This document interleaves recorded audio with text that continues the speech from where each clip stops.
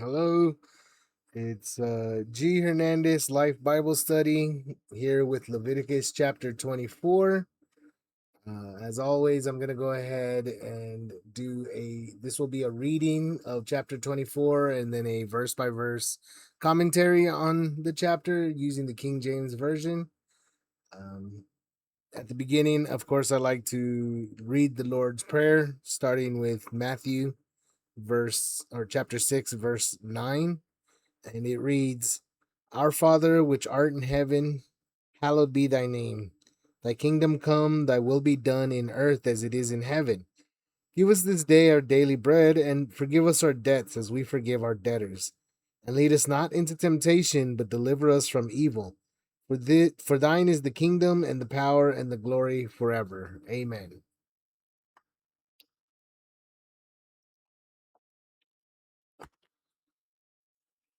All right, let's get started. Chapter 24, we're going to be reading about the lamp, the bread, and the law.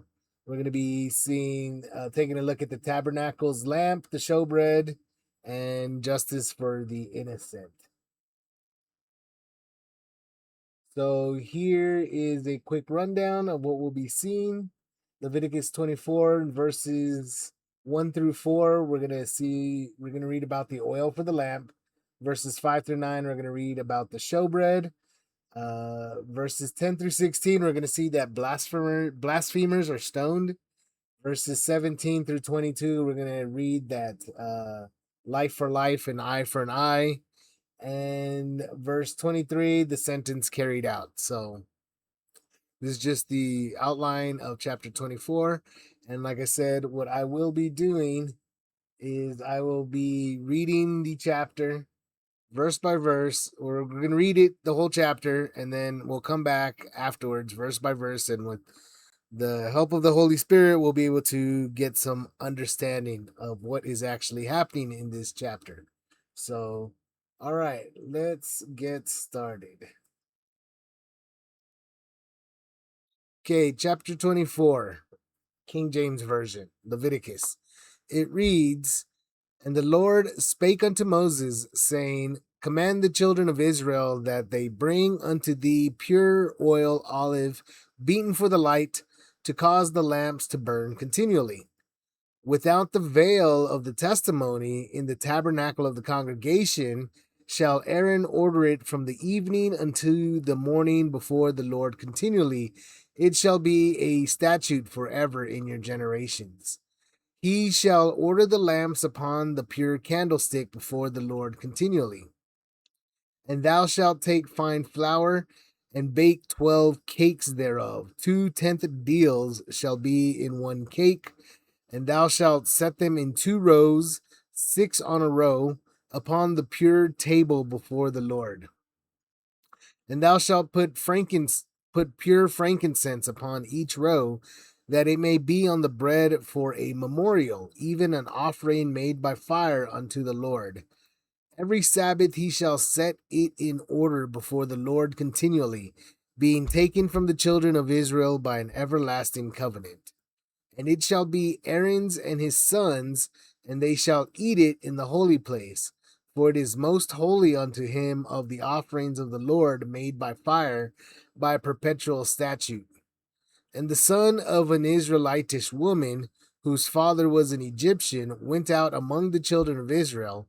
And this son of the Israelitish woman and a man of Israel strove together in the camp. And the Israelitish woman's son blasphemed the name of the Lord and cursed. And they brought him unto Moses, and his mother's name was Shelomith, the daughter of Dibri of the tribe of Dan. And they put him in a ward, that the mind of the Lord might be showed them.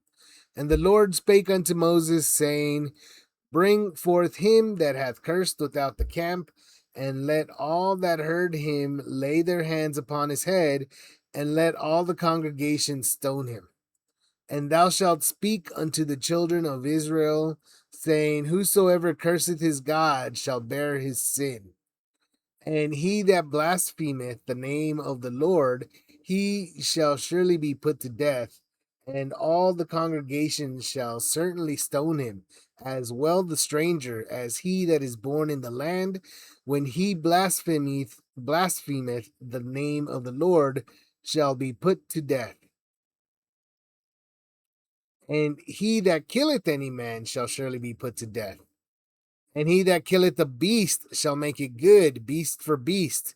And if a man cause a blemish in his neighbor, as he hath done, so shall it be done to him. Breach for breach, eye for eye, tooth for tooth, as he hath caused a blemish in a man, so shall it be done to him again. And he that killeth the beast, he shall restore it, and he that killeth a man, he shall be put to death. Ye shall have one manner of law, as well for the stranger as for one of your own country, for I am the Lord your God. And Moses spake to the children of Israel that they should bring forth him that had cursed out of the camp and stone him with stones. And the children of Israel did as the Lord commanded Moses. Okay, so that was Leviticus chapter 24. Uh, Pretty interesting. Let's go ahead and take a look at the outline again. Once again, just to get through this, it's 1 through 4. We're going to read about the oil for the lamp. Then we read about the showbread. And then we come across the story about the blasphemer and how he gets stoned. And while we're in there, we see that it's proclaimed a life for a life and an eye for an eye. And then at the end of the story, at the last verse, we see that this sentence on the blasphemer is carried out. So, pretty strict laws when you think about it. So let's show 1 through 4. Let's get through 1 through 4. And so we've got this instance again where we've got Moses or the Lord speaking to Moses. And again, this was probably up on top of that mountain while they're in the desert. At some point when he's up there, carving out the Ten Commandments, he's also hearing all these things from God. And so he's telling them to command the children of Israel in verse 2 that they're going to bring up some pure olive oil beaten for the light. So they're going to have these lamps and that they're going to be burning continually. And if you remember, I did have some images of the tabernacle. I believe back in, what is it, Exodus, when we kind of had a description of it. I don't have these images right now, so you're just going to have to understand that the tabernacle is like a rectangle, right? And on the east side is the entrance, and they would walk in from the east side, and there's two rooms in this tabernacle. Basically, the main room when you walked in, and then there was a veil, and behind the veil was the Ark of the Covenant, where this was the room that they called the Holy of Holiest, the Holy of Holies or something.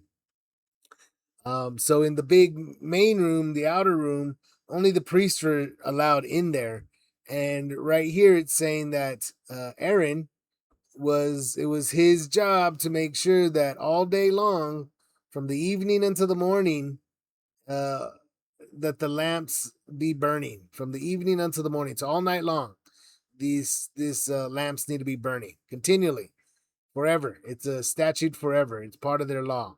He shall order the lamps upon the pure candlestick before the Lord continually. So there's also these candlesticks. That's where I think modern people call them like a menorah type, a menorah, but it was a big old candlestick with 7 candles, I believe, and they were supposed to keep that lit. He shall order the lamps upon the pure candlestick.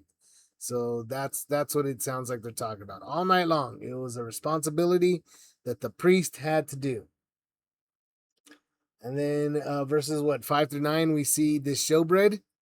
So the showbread right here. So not only did they have these lamps in this tabernacle, they also had this bread. And he's telling them right here, take fine flour and bake 12 cakes. There's 12 cakes that they need to have. 2/10 deals shall be in one cake. I don't know how much that is, but it was a measurement that they would have been familiar with themselves. So there was a measurement, and they had to make 12 of these cakes, and they were supposed to be set in 2 rows, 6 on a row, upon the pure table before the Lord. So in this room, this main room in the tabernacle, there was also, so when you walked in, it was to the south was the candlesticks, and to the north, which would have been to your right, as you walked in, to the north is this table with the showbread. And then to the west, right before you get into the Holy of Holies, there was a censer where you would actually burn incense. So there was another piece of furniture in there. So right here, we're reading about this bread. It's on the north side of the tabernacle on the right hand when you walk in, coming in from the east. And you had to have 12 of them, 6 on a row. And this was, and it says you're supposed to put frankincense upon each row. So you season them in frankincense. And I'm also not very familiar with frankincense. I know it's not difficult to come across. You can find it pretty easily, but I don't entirely know what it looks like, to be perfectly honest, without taking a picture. I'm sure I've seen it, I've come across it. I just couldn't tell you what it looks like. But they're supposed to put this on the bread, and the bread was supposed to be a memorial, even an offering made by fire unto the Lord. So it seems like they just were supposed to have this bread out all the time. Um, and then it says every Sabbath he shall set it in order, being taken before the Lord, continually being taken from the children of Israel by an everlasting covenant. So this was something that, I guess, I'm not entirely sure how this bread was supposed to be there every day. Uh, it, I'm not sure. It's not saying if it's supposed to be every day, but the bread should have been there, and it seems like on the Sabbath, which we of course know as what, Saturday. Every Sabbath that they celebrated, that they were supposed to make sure that everything was in order, to make sure that this kept going, right? So it was an everlasting covenant. It's part of their responsibilities as the priests to keep this going. uh and it says, and it shall be Aaron's and his sons, that they shall eat it in the holy place. So eventually, this bread was supposed to be bread that they ate themselves, it seems like. So maybe on the Sabbath is when they ate it and they kept it out all week. I'm not really sure. But it is known that when these priests were making sacrifices, remember, some of the sacrifices belonged to them as their portions. They themselves would eat, and they would benefit off of the sacrifices of the people, if you think about it that way. Okay, let's get into it again. Basically, now we're going to get into the story in verses 10 through 16 about the blasphemer. So let's take a closer look at that. So starting in 10, we see that there's the son of this woman, an Israelitish woman. So she's an Israelite, but her husband is an Egyptian. So he's the son of an Israelitish woman whose father was an Egyptian, or maybe it sounds like her father was an Egyptian. So maybe that's why they're calling her an Israelitish woman. Maybe she wasn't quite fully Israelite. So her son would be even less Israelitish, right? But either way, he went out and he's hanging out with the people, the children of Israel, and him and a man of Israel strove together in the camp. So they have some sort of argument, some sort of fight, something goes on. And it says that this guy, this Israelitish woman's son, that he blasphemed the name of the Lord and cursed. So this is something that's interesting because it's not very specific as far as what he said. It just says that he cursed and blasphemed the name of the Lord. And for us, I mean, just even using, today's, and I don't like to use it myself, but, people saying God, God damn, or like even just using Jesus's name, like people use it in exclamation where they're like, Jesus Christ, when something happens, even stuff like that. Like his name is very holy, and I know a lot of people don't understand that in the modern world because people don't understand how a word can bring existence into can bring existence forth. I don't even know how to explain it, but his word is holy because his word is so powerful. Everything he says is done. That's how powerful this man is. But obviously modern people don't care. In these days, they kind of did care. So it sounds like maybe he said something like that along those lines. Or maybe he said, even saying something like, "What? I don't even believe in your God. Your God is weak. Your God is pathetic." Saying something like that. Maybe that's what he said to the Israelitish man or to the Israelites. Because remember, he's only part Israelite. His mother's only part Israelite. So he's even less Israelite. And he doesn't seem to care about their God as much. So he says something out of line and they bring him to Moses, right? And so then they put him in ward. That would be what we would like think of, like they put him in jail, right? They locked him up, they put him away for a little while, so that the mind of the Lord might be showed them. So then they consulted with God, and the Lord spake with Moses, and he tells them to bring him forth, right? Bring forth that guy that you put away, and let everybody that heard him, all the witnesses that heard him, say whatever he said.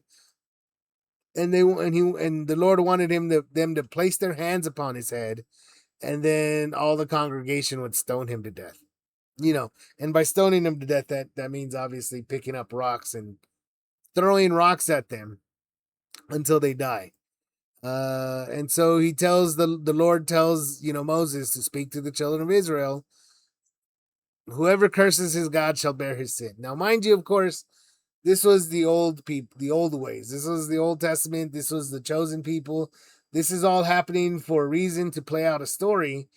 In our modern day, obviously, we're not following these laws. We have a different law, a new covenant under Jesus Christ. So this isn't the way things should be for us. Obviously, these are the way that it was for them, and it was meant that way because it was very strict, because again, God was molding these people for this story, and now we have this story. So after their thousands of years of history, we can actually take a look at how harsh it was in those days, right? And so anyway, so he says something out of line, the people consult about it, God tells them you're going to actually stone him, and anybody that curses his God just like this guy, you're going to be stoned just like him too going forward, right? He shall surely be put to death, is what it says. He that blasphemeth the name of the Lord. And all the congregation shall certainly stone him, as well as the stranger, as he that is born in the land. So whether you're a stranger that was born in the land, or whether you're an actual Israelite, or if you're just somebody that's there, anybody that blasphemes the name of the Lord gets put to death in those days. So you can only imagine what life can be like if you so much as say something wrong and people would put you to death. And so again, that's how strict this was. And so even going forward with that, we'll read again the last kind of portion, the 17 through 22, the eye for an eye kind of section, right? The life for life, eye for eye. So here he tells them, going forward, also more than those laws that he just talked about with the blasphemy, he talks about anybody that kills a man. So if you're a murderer, murderers shall be put to death. If you kill a man, shall be surely be put to death. Even people that committed manslaughter could be put to death. They had a whole law for them that they had to flee to certain cities, and if they left those cities, that they would be executed for their murder. So it was they get that's another thing. So, and anybody that kills a beast shall make it good, beast for beast. So if you hurt somebody's cow, or whatever it is, in those days, their sheep, their goats, their whatever they may be, if you hurt it, if you killed one, you had to pay it back. Beast for beast. You had to pay it back in kind. I accidentally killed your horse. Here's a new horse to replace it, right? And the same thing too, if they got into a fight, if you cause a blemish in his neighbor, as he hath done, so shall I be done to him. So if you got into a fight with somebody and you punched them and you knocked out their tooth, that was the whole idea, is you know, If you caused a blemish, a bruise on their face, well, hey, all you did was cause a bruise, but we gotta put some punches to you too, because that's the punishment. And then breach for breach, eye for eye, tooth for tooth. That's what I'm saying. So if you pull somebody's eye out, if you poke their eye out somehow, guess what? Your eye got put out. If you broke somebody's tooth out, your tooth got broke out. Uh, it was very harsh in those days. So you can only imagine, like, we have things going on in our country here in our country in America with the cops, and they could do all kinds of things to people and so forth. But in those days, they were able to do even more so, right? You went to somebody brought you to court saying, "Well, we got into a fight." Here in modern days, you might have to pay a fine. Oh, maybe you go do a little bit of jail time. But in those days, I mean, you beat this guy up.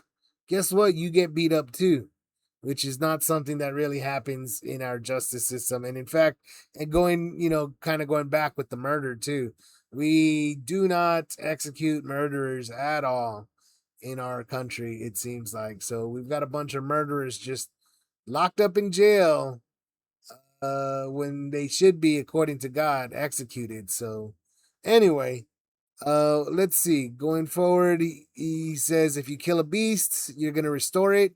He that killeth a man, he shall be put to death. So that's just kind of a recap. It says, ye shall have one manner of law as well for the stranger as one for your own country. I am the Lord your God. So this was no matter who you were while you were hanging out with the Israelites. And going forward, when they actually take over their land in what is at the current time called Canaan, what will be called Israel, getting to Jerusalem and stuff, this was supposed to be the law of the land. So when you think about it, going forward, the stories of King David, King Solomon, all the other kings afterwards, that this was all supposed to be their law, and they may not have held to it, but it was their law that whole time, or at least it should have been. Didn't matter who, for anybody that was in the land. Everybody has that same law. So if you're not even an Israelite, but you come in cursing God, well, you got put to death. So, and the last verse here is the actual fulfillment of this sentence, or they actually carry out this sentence. So Moses spake to the children of Israel, and they should bring forth him that had cursed out of the camp, and stone him with the stones.